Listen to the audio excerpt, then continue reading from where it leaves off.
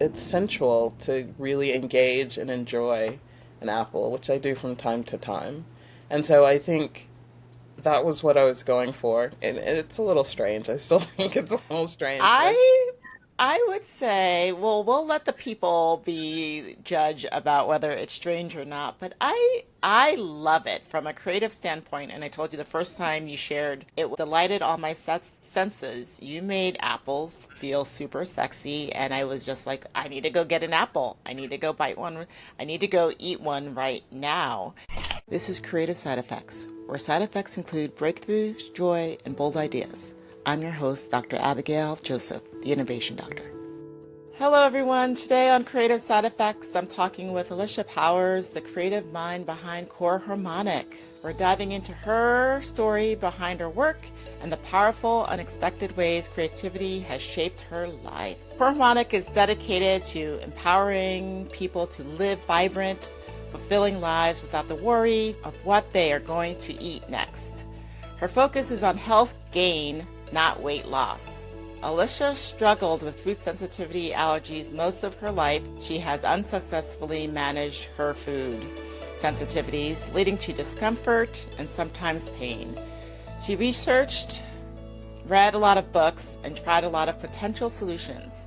All that time and energy resulted in a list of valuable offerings that can help others find their unique solutions to their issues with food. So let's get to it. Today, we are going to focus on many things with Alicia and reveal some creativity that she is bringing into her business and practice. Welcome, Alicia, to Creative Side Effects. The first question that I ask every guest is, what's something creative you've done recently, inside or outside of your business, that brought you joy? okay. That's easy. It's inside my business, but kind of personal as well. I have two beautiful twin nieces, and I've been thinking a lot about how food is, how they think about food as they're growing up and engaging with tasting lots of different things and thinking about fruits and vegetables. And so I'm in the process of creating an activity book for 4, 5, 6 year olds around different fruits and vegetables. And so it brings me joy just because and we'll talk more about this, my love of fruits and vegetables as, you know, in general, but also the idea of exposing younger kids to things that I think they're not learning so easily, like that apples come from trees and that apples taste a certain way.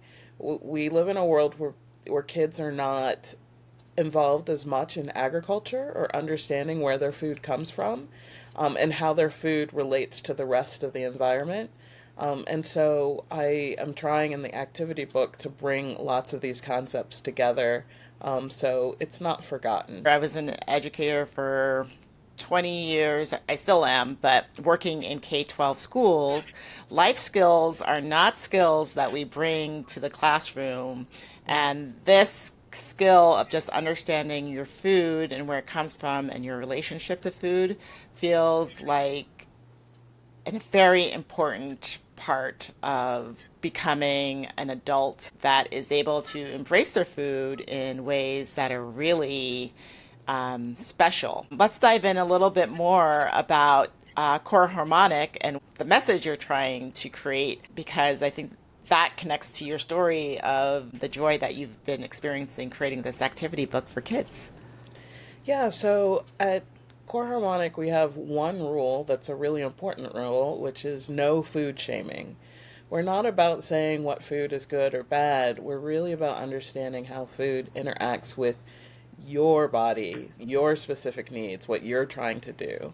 And so I call myself a food decision scientist because I come from the data science world and I use those skills in my practice, which is to really help people understand their behaviors in a data way, but then understand where things aren't going so well and then getting very creative about how we solve those problems or change those behaviors.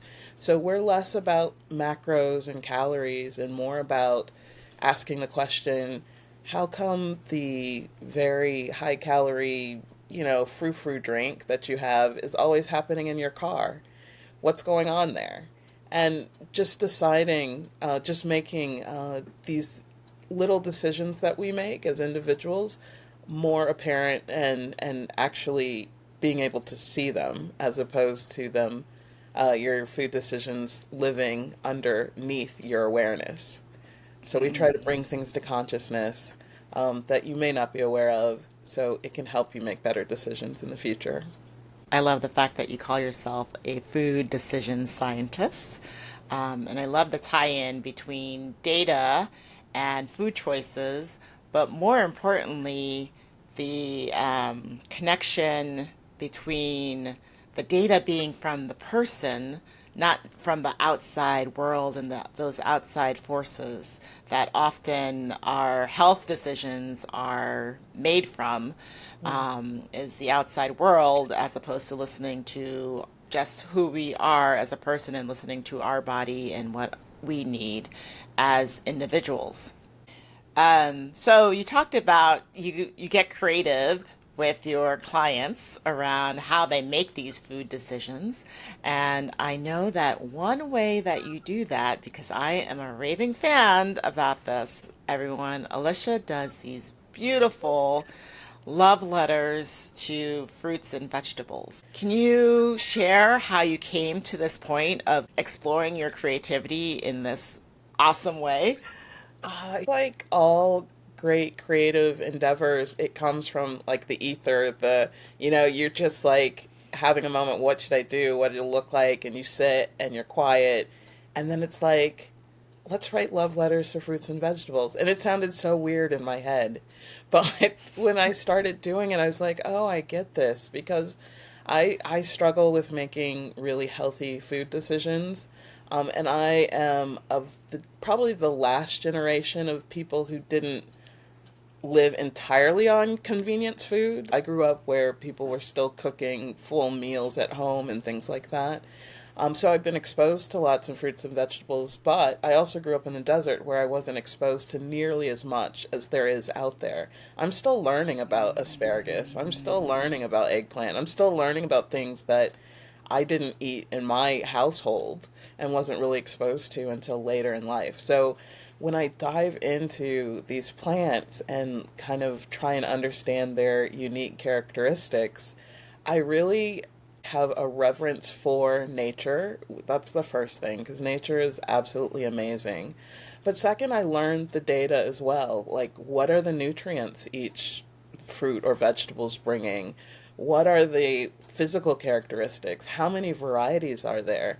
And then sometimes I get into what agriculture is doing to these varieties. So, like, you have something like corn, which had a huge number of varieties a couple generations ago, and now they're just much fewer. They've been bred in a certain way with GMOs, and so just being aware of how our food is changing. But the love letters usually start with me reminiscing about my first experience with that food and what it was like. And sometimes the love letters are not as lovely. I think I only have one where I didn't like the food. But for the most part, it's a real reverence to the fact that these plants are, and these fruits and vegetables are there to help sustain us as individuals. So, writing a love letter to them seems appropriate given that they're feeding our bodies and helping us do all the things that we want to do in life. Oh, I love this. We are going to take a quick look at the very first love Oh, letter the that first one. Alicia created, her love letter to apples, and I am going to cue that up right now. Here we go.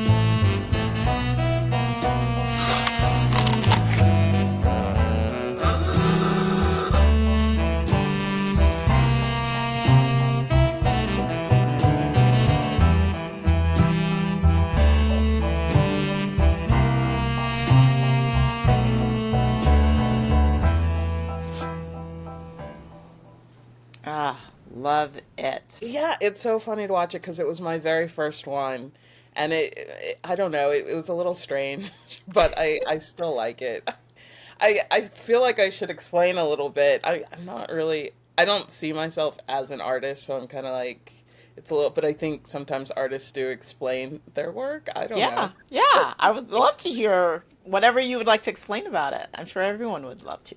so I really was trying to honor the apple, but it is, I think most people would see there is a sensuality to it, which I think is appropriate because, you've got the apple and you've got Adam and Eve and this reputation that Apple has for like being the downfall of like Eden.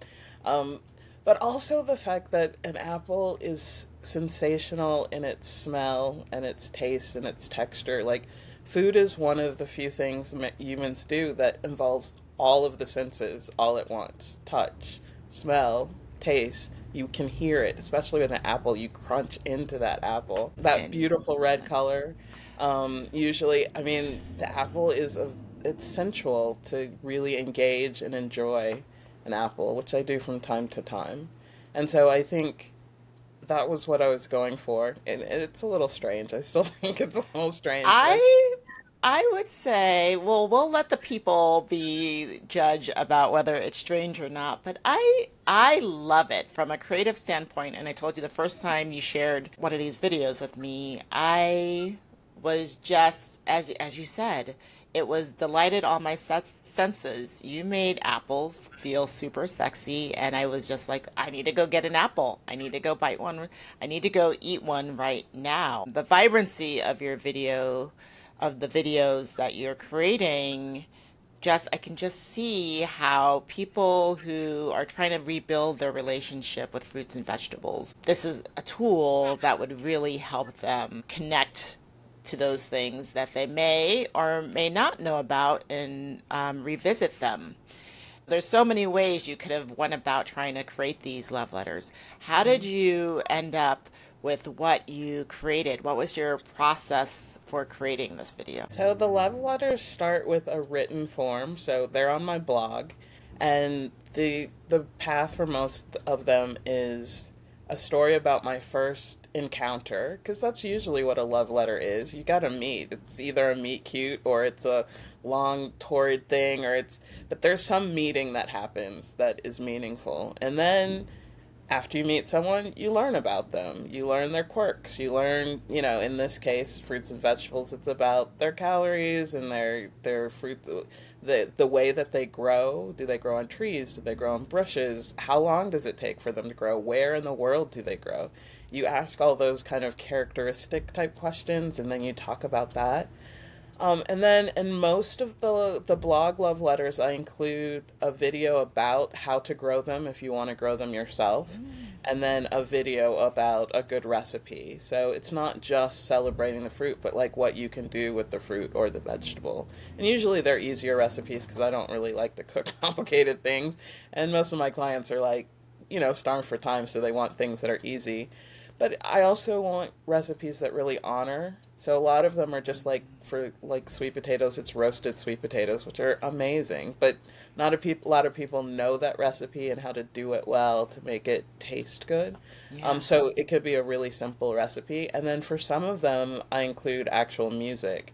So like I think I did strawberry, and there's like a whole list of strawberry songs. I have a whole Love playlist of it. songs dedicated to strawberries. Um, and so I just have fun with it, like I would, writing a love letter. And so there's some, like I did dandelion, and the dandelion video, because dandelions, it's, I feel weird talking about vegetables like they're real things, but like dandelion has had a really rough way to go. Like it got Mm, branded as a weed, and yeah. like Monsanto's went after them with Roundup and made them like the number one thing. But dandelion is one of the healthiest things for people. It grows anywhere. It's almost like nature's way to make sure that everyone in the world could be fed, because it grows everywhere. You can pick it, it grows really fast. It's medicinal, it's all these things.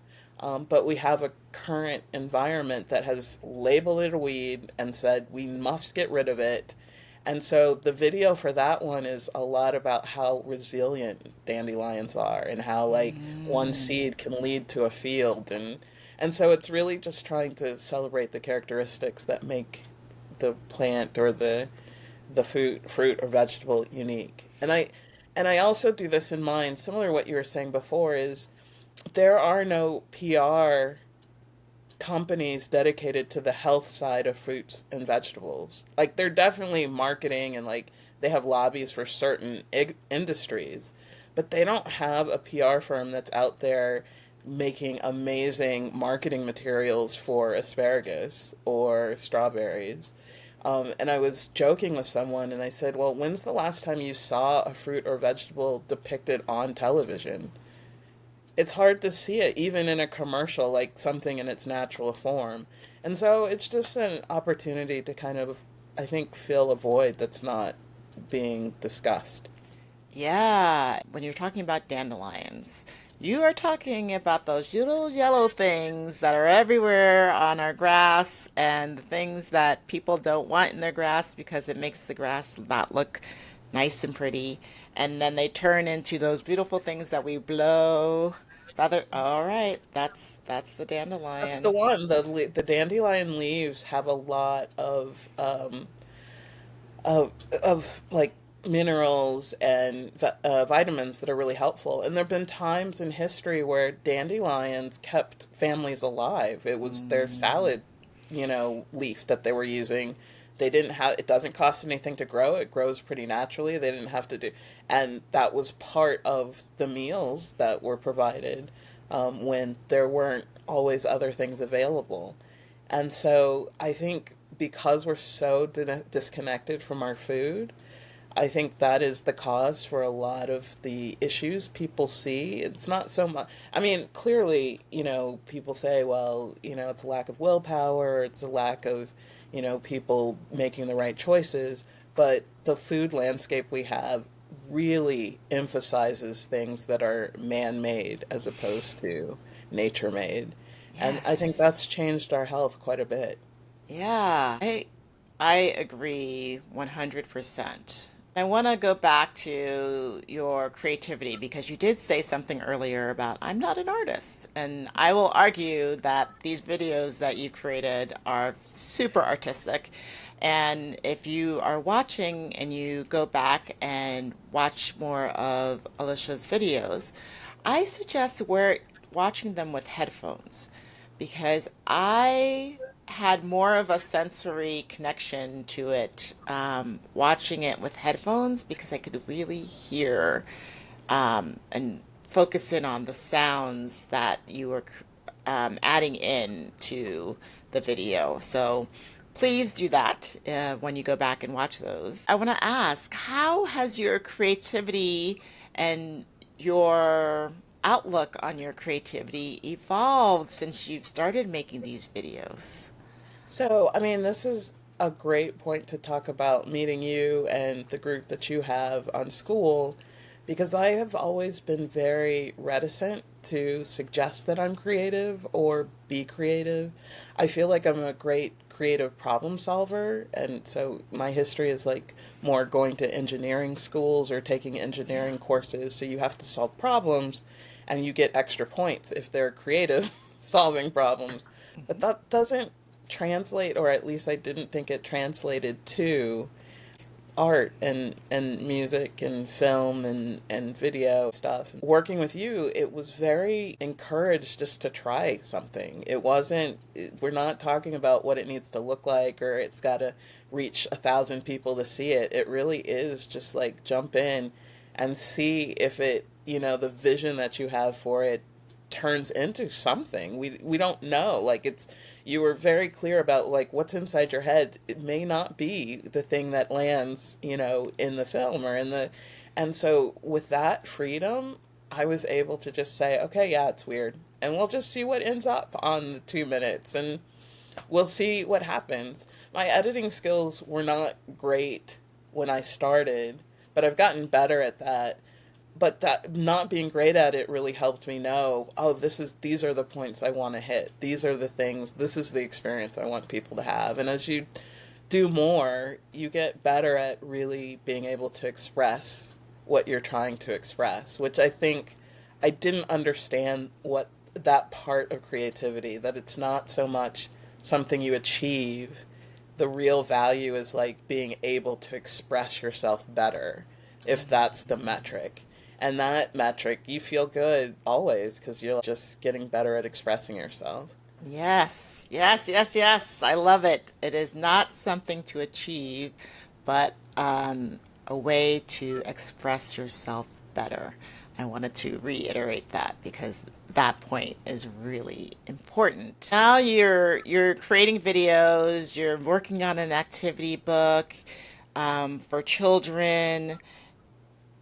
Are there times when you're going on this creative endeavor that you feel you get stuck? Yeah, absolutely. Get very concerned about being understood, um, because I don't, this isn't my normal language. My normal language is math, right? Which is a place where I'm not always understood either, Yeah, but um, in this world of art and representation and symbolism, what I experience or my intent may not at all match yeah, what an observer is having. And yeah, so I do get concerned sometimes that, um, you know, I, I I don't want to put people in, a bad situation or whatever. I mean, the work that I do, it's unlikely that a Apple video will, but it is a sensual video, and some people may struggle with the idea of a fruit being sensual. I don't know. But well, that's the place where I get stuck the most. With the dandelion video, I'm like, are people going to get it? And actually, when I talk to people, nobody got what I was trying to say. But it didn't really matter. Like, it's out there. It is what it is. I don't think I'm going to redo it. But I'm hoping subconsciously it's kind of in the mind that dandelion is hardy and strong and amazing and beautiful and all these things. So that's where I get stuck, is when I start thinking about how people are going to perceive. well, and that's interesting because I think if you ask any artist in the traditional manner of, painter, photographer, people who generally put their work out there, people are going to interpret it the way they're going to interpret it, right? They bring their own life experience to it. They're going to bring their biases, their what have you. And you bring up a great point about creativity is that you have no control over it. So you just have to embrace the fact that I'm going to put this work out there and we'll see. We'll see. Is there a way that you get yourself, talk yourself over this hurdle of, wanting for it to be received a certain way? So traditionally, I've done it by staying small. So I have very few subscribers. My world is really Mm, small right now, and so I that's how I get over it. I was like, oh, like two people might see this, like four people. No one who no. I don't think I'm going to be able to exist in that world forever. I mean, not if my goals are reached, which is to reach more people. yeah. I'm going to have to figure out a new coping strategy, I suppose. Mm. But on YouTube, like I said, I have a very small subscriber base, and I'm not particularly, but like I think over 100 people have seen the Apple video just out of, I mean, I didn't promote it. I didn't, like, it's like maybe one other place. It's going to be interesting to see what happens when I do get feedback. But right now, I just pretend like it doesn't exist and keep going. So I don't know if it's a functional coping strategy, but it's the one I'm using right now. That's funny. I mean, that is a strategy, and I it provides you this cushion of saying, yes, I can put these things out into the world because it's just out there, and if people respond, great. If they don't, they don't. But you moved on to your next creative endeavor, and that's sometimes what we have to do with our creativity is just put it out there and move on to the next thing. And you also don't know when. is the right time for something like that. I created for myself a potato chip meditation to help you reduce your potato chip cravings.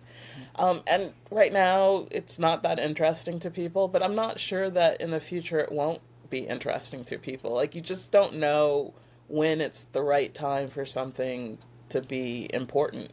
And maybe Yeah. it'll never be important, but it could become important. I don't know. It's important for me because like I'm trying to eat less potato chips and it Yeah. helps.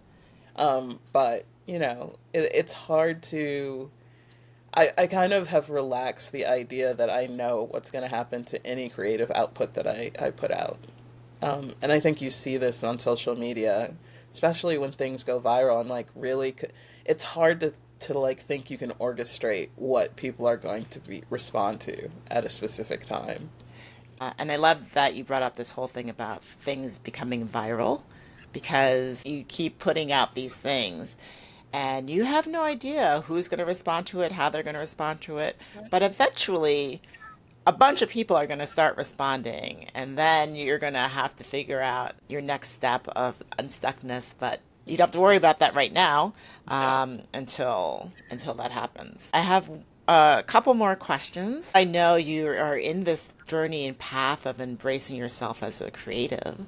I want to ask, what's one creative risk you're still dreaming of taking? What's something in your head you're like, I would love to do that, but I'm not ready to verbalize it. You can verbalize it right here. I didn't know there was going to be a gotcha moment. Ah, Um, okay, I'm going to verbalize it. I have a screenplay. I don't tell people about it. I've written it to about probably three fourths. I mean, it hasn't resolved itself yet because I don't think I want to finish. But yeah, I have a screenplay. It's provocative and different than probably anything that's I've seen, and I've seen a lot of movies.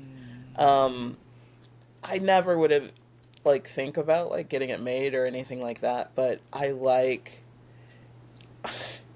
this is a gotcha moment. What I like about writing a screenplay was it reminded me of playing with dolls as a kid.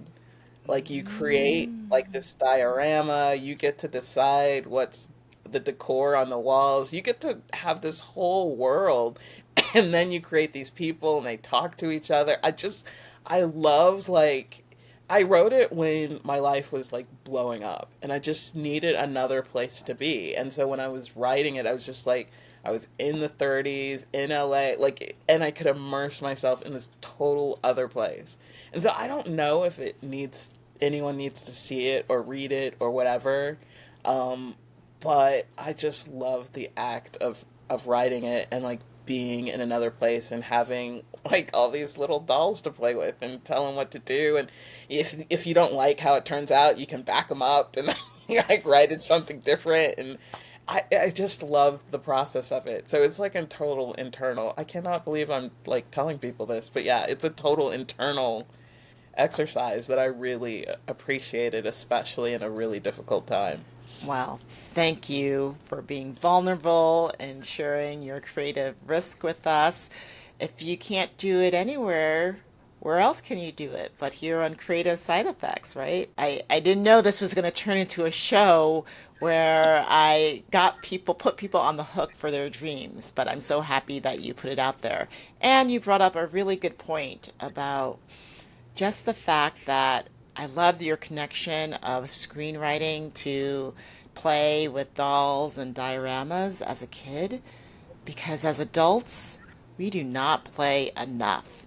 And the fact that you were able to find an outlet that really connected to something in your childhood and utilize that as a way, a place of comfort, a place to release stress, a place to figure some things out, that piece is beautiful. And as you said, it doesn't really matter if it shows up to other people in the world. It was what something you needed to do for yourself.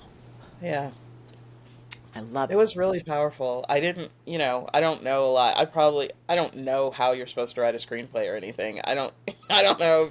I mean, I know a little bit about it, um, But yeah, the act of doing it was fantastic. You can jump in time. Your brain can do all these things that we're not, as adults, not so allowed to do.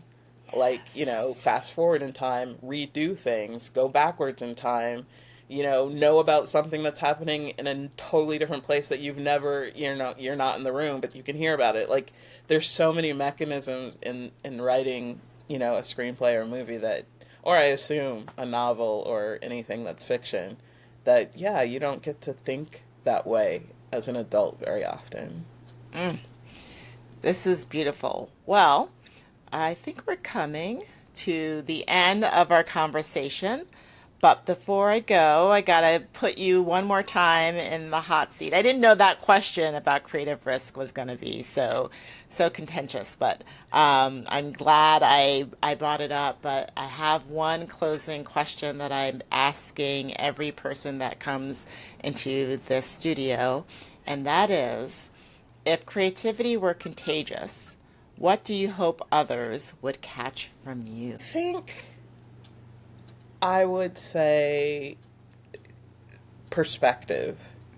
Because what I try to do with my love letters and all my work in the end is have a tool that allows you to zoom in really, really, really close, and that allows you to back all the way up and Mm, just like notice that it's different based on where you are.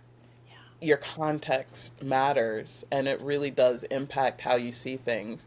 And so if you're willing to like just back all the way up and look, from way far away, and then look really up close, then you can get creative around what you're actually seeing. It's not everything's not so black and white. Now you start to be able to paint with lots of colors. ooh, I just got goosebumps. This idea of perspective and zooming in and zooming out, and then it opening up this possibilities of just painting with lots of different colors or in many different ways. That is a great note to end on. Thank you, Alicia, for joining me in the Creative Side Effects studio. And viewers, if this episode left you feeling sparked or curious, share it with a fellow maker, thinker, or dreamer. And if your creativity is giving you side effects, come join us in my next Rubber Duck sessions. You'll always find the directions to get the link to get to the Rubber Duck sessions below.